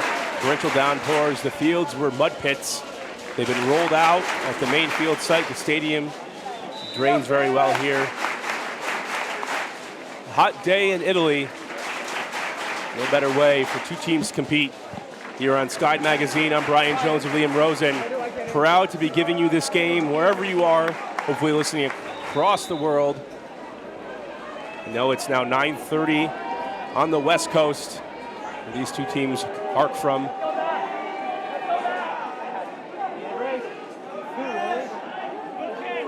Disc is centered to Cahill. One break from Sockeye could bust this game wide open. It's looked like Revolver's been dominant so far. Rasmussen on the sideline. Jeffrey. Back to the middle, and Rasmussen calling the play downfield. Matchup on Kittredge, Castine. Earlier it was Ray Ilian. Koss playing off of Simon Higgins back. Cahill gets it, and Kittredge is off. Cahill hesitates. Castine playing very physical with Bo in the backfield. To Higgins. Rasmussen. Bo underneath. Sends it to Cassetnar in the middle. A slow pace to get it to Jeffrey. 10 yards to go. Switching by Sockeye. Jeffrey needs to get it off. Jeffrey to the end zone to Schlag. Schlag makes the catch. That was Sockey's best opportunity for a block in the wild. When they get Revolver into the backfield, their marks really compress. They force them into a tight space, but Revolver lucky to get one off Jeffrey to Nick Schlag. Jeffrey puts it up. Nick Schlag, not known for the athleticism, catches it over Russell. And that puts Revolver 1 point away from a repeat.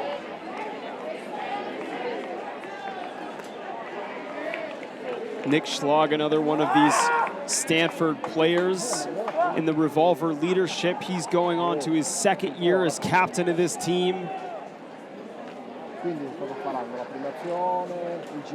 5 finals since 2009 for Revolver. 3 wins, 2 world championships.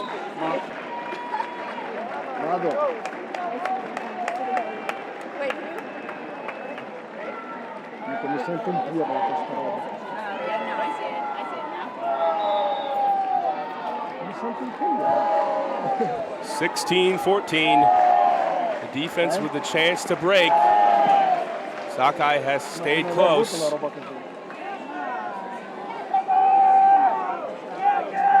This Kangs sends it to Karlinski.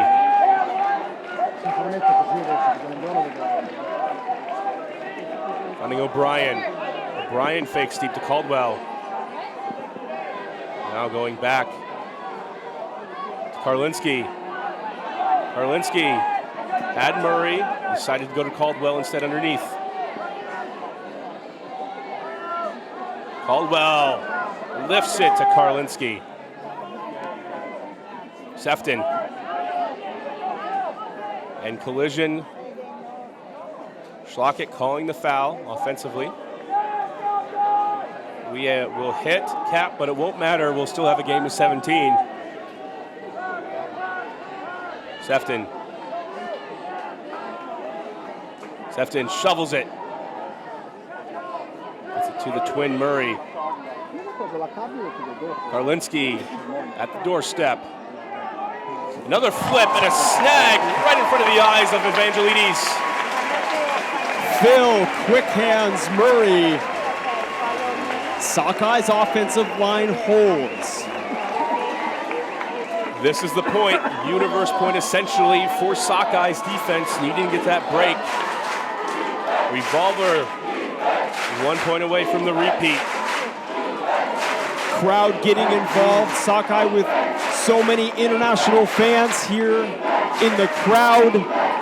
Revolver's offensive line, we saw them in this similar situation before against Clapham, just letting their offensive line go to work. Mike Payne does not interfere with these players. Sockeye formed in the mid-90s. They've been a team that has won Worlds back in 97 when Dog did not go, making some national finals and losing to the Boston powerhouse. First getting championships in the 2000s. Revolver, on the other hand, 5 U.S. finals, 3 victories, losing to Chain Lightning in 2009 and Double Wide in 2012. 1 Worlds win, club win in Prague, another win in Sakai as Team USA. This would only add to the list that makes up their dynasty. San Francisco team full of culture about IHC, intensity, humility, and discipline. Another one on the list. But Sockeye knocked them off. They will have to do it here. Koss, Raider on the field, as well as Sefton. Skip Sewell, perhaps playing in his last Worlds game. Sednar. Cahill. Schlag. This is where they want the disc, on the sideline. And they put it back to Sednar. Higgins. See so many players coming in and out of those handler spots. Kittredge had Sanchez deep. Rasmussen. Cahill for the win, potentially short of the end zone. Cahill needs one more pass to secure it again. The crowd quiets. Flips it to Higgins. Revolver repeats. Revolver repeats. World champions once again in 2014. Offensive line for Revolver. Going to work for the win. And if you're Sockeye, there's not much more you can do about that. Robbie Cahill came up so big in the first few points of this game. Normally a handler catching the first 2 out of 3 goals. And they are going deep with the flip to the rookie, Simon Higgins. He's never going to forget that score. His first year on Revolver. Sockeye will look back on this game and review the tape as they get ready for U.S. Nationals. They squandered those opportunities, Liam, in the first and second half. The defense could not get it done. Revolver. It was the defense getting breaks, but the defensive offense was not able to convert on the scores. Later in the game, both teams adjusted, but after that, once Revolver really sets their concentration, it's very hard to force a break out of them. It was 9-8 on serve at half after breaks by both squads. Revolver broke immediately, got in the second half, took the 2-point advantage, and rode that to the victory. So we look at the handshake line in the review here. Cahill celebrates the win. And we take a look at this handshake line. Some older players from both squads, likely in their last World game. Martin Cochran getting up there in age, one of the defensive standouts. So we take a look, and Sockeye, Mike Caldwell, Skip Sewell. Still some younger generations to come. The repeat of the title game goes the same way. Sockeye closer at this time. Just couldn't convert. Ray Ilian perhaps in his last game. And just what a cap to the end of 2 weeks here in Lecco. The World Junior Ultimate Championships we got to do. Canada taking the Open Division in amazing fashion over the U.S. The U.S. winning the Women's Division at World Juniors. We got a chance to do the U17 at European Championships as part of that. Today we did the mixed finals. Dragon thrust out to the lead. The women's finals was a great game. Seattle Riot taking over, dethroning Fury. Before that, the Masters finals as well. We did our first women's Masters final. We'll take a nice long look here in Lecco. One of our last. Beautiful scenery. And we'll go down to the Spirit Circle just in a moment. For Liam Rose and I'm Brian Jones. Thanks to all the crew on Sky Magazine. This is us signing off. Stay tuned for interviews and highlights as we go into the Spirit Circle here in the Open Finals.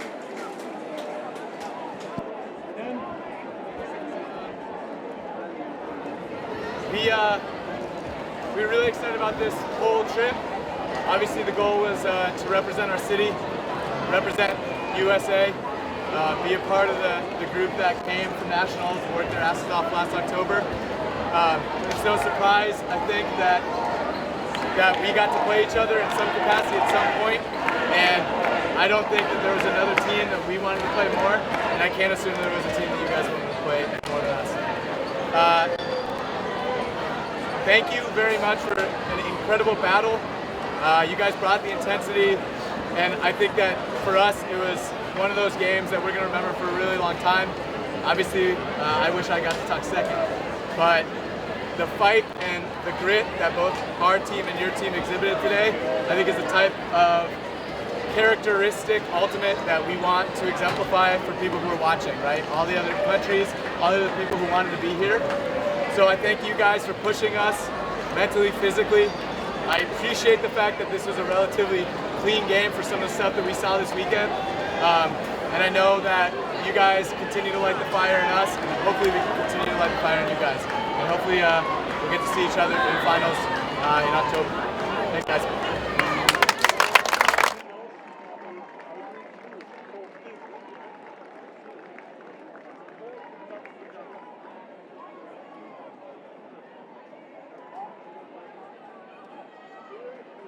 Sorry. Sockeye, I'd like to thank you guys for a clean and hard-fought game. You guys pushed us like really no other team out there. This has been a battle that's been around for a long time. You know, I first saw it at Northwest Regionals, but we've taken it to the national and world stage, and this is one of the best rivalries there is in this sport right now. We appreciate that you guys keep fighting and keep playing hard throughout the entire game. Every point, I mean, it's a coin flip almost on every point. And you guys fight so hard, and that's something that's so admirable. I think, you know, we hate you guys as rivals, but there's a thing that I really admire about your program, and that's that the faces on your team seem to change. But you guys have such a strong program that you continue to fight back and fight your way to the top. You know, that's something that we really value in our program as well. We have different values and different mottos and things like that, but you know, you guys you're at the same level on that regard, and we really, really admire the way that you keep reloading and firing and just playing your hearts out every time you come to the field. There's really not that much that I can say about that game other than that you guys left your hearts on the field, and we love you for it. Thank you so much, and congratulations as well.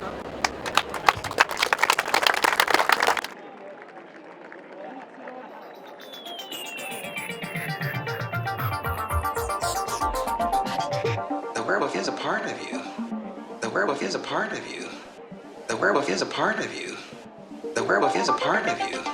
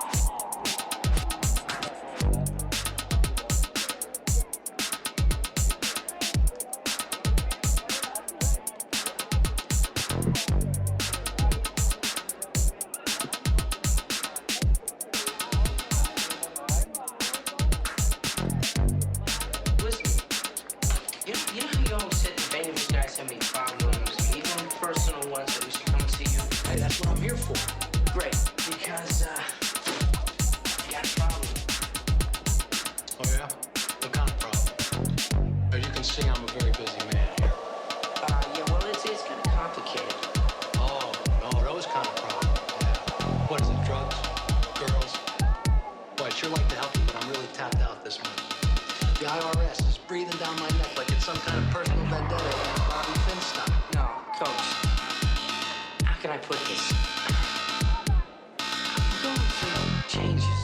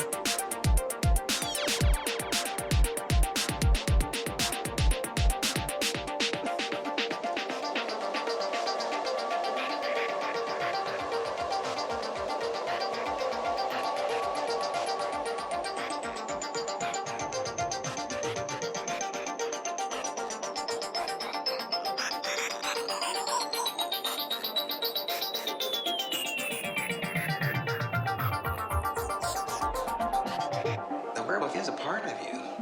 The werewolf is a part of you. The werewolf is a part of you. The werewolf is a part of you.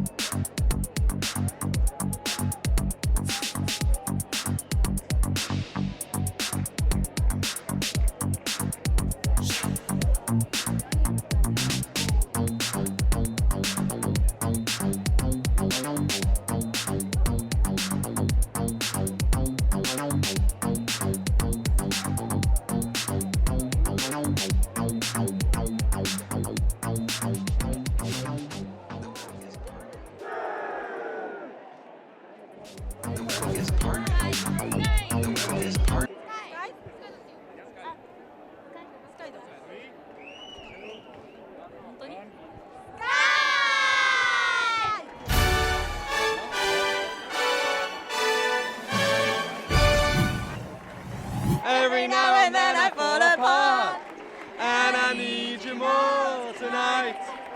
And I need you more than ever. And if you'll only hold me tight, we'll be holding on forever. We'll only be making it right. We'll belong together. We can make it through the end of the line. Your love is like a tidal wave. All of the time. All of the time. Good work, guys.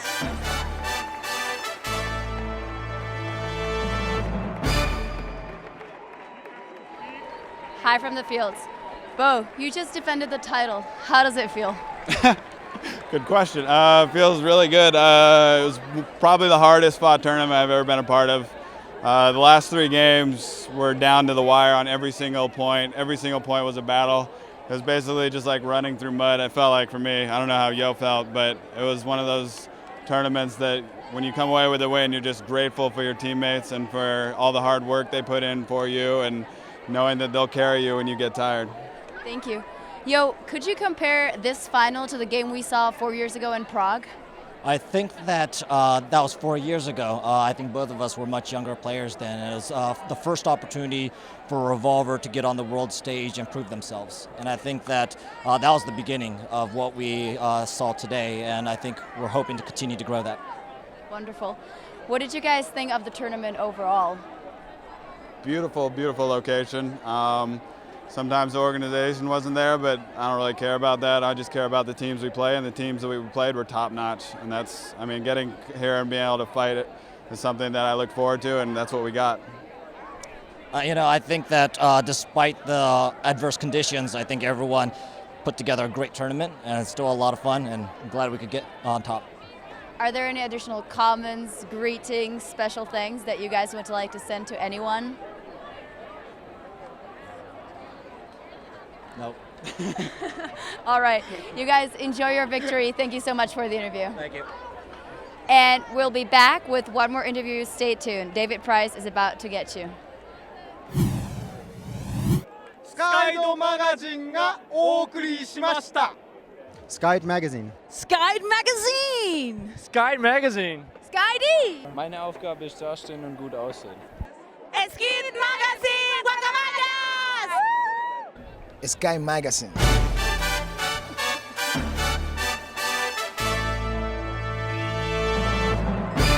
I'm here with Danny Karlinski from Seattle Sockeye. Congratulations on that final game. Thank you.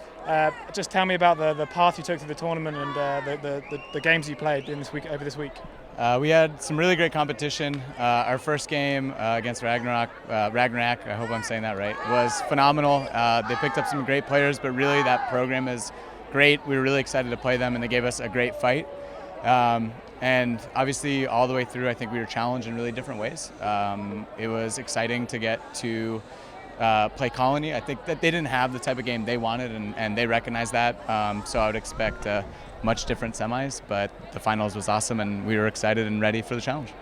And how did you actually prepare for that final game against Revolver? Luckily, a late game means a lot of time for taking care of your body. Resting, I mean, the heat was pretty difficult through the week. Not having ice around was unfortunate, but just making sure you're doing all the small things so that you're ready to compete at the highest level. Sure. And finally, just a small message back home. Go Sakai. Thanks very much, Danny. Congratulations for silver place, rather. Thank you. And have a safe trip home. Appreciate it. That concludes our coverage for Sky Magazine. We're done.